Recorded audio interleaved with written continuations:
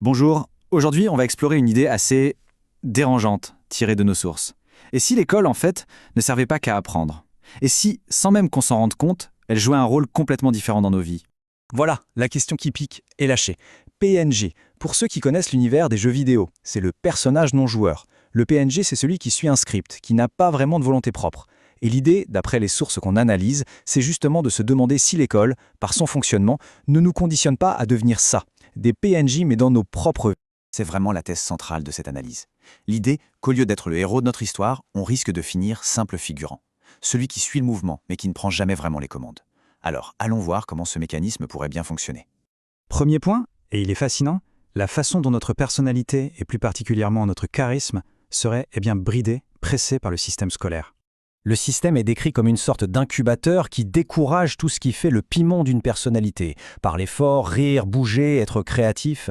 En gros, on apprend très tôt à se fondre dans la masse. Ce qui est récompensé, c'est la conformité, pas du tout l'authenticité.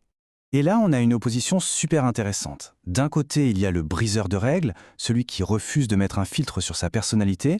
C'est souvent lui le clown de la classe, qui s'entraîne sans le savoir aux vraies interactions sociales et qui sera beaucoup plus à l'aise plus tard.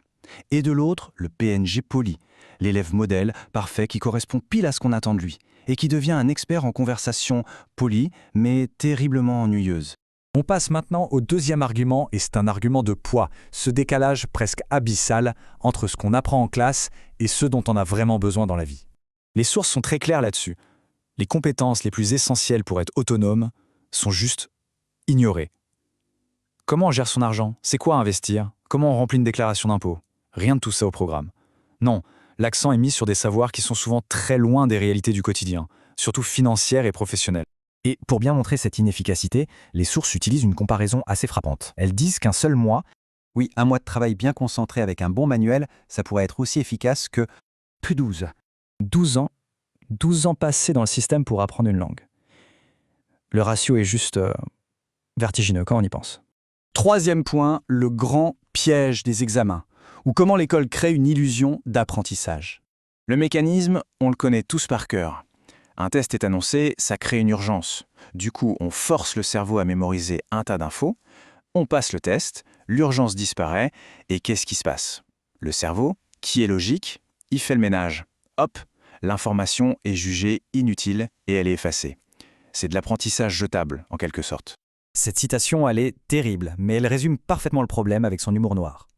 Le système peut nous donner des compétences qui ne rapportent rien, comme un anglais parfait, tout en nous laissant complètement démunis face aux problèmes pratiques de la vie, comme éviter de se retrouver à la rue. Allez, dernier point de critique. Il est un peu plus subtil, mais il est absolument essentiel. C'est la confusion que l'école entretient entre être en mouvement et faire des progrès.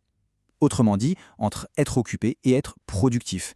Le truc, c'est que l'école récompense souvent le mouvement. Le fait de passer des heures à faire un planning parfait, à stresser, à surligner ses cours, mais elle récompense moins le progrès, c'est-à-dire le simple fait d'obtenir un résultat concret. On valorise l'effort visible bien plus que l'efficacité réelle. Ce tableau, il est génial pour ça. Il montre bien la différence. D'un côté, l'école nous habitue à la surcharge mentale, à la fameuse paralyse par l'analyse. On pense trop, on ne fait rien. De l'autre, ce qui marche dans la vie. Se lancer le projet, prendre une décision et passer à l'action, même si tout n'est pas parfait.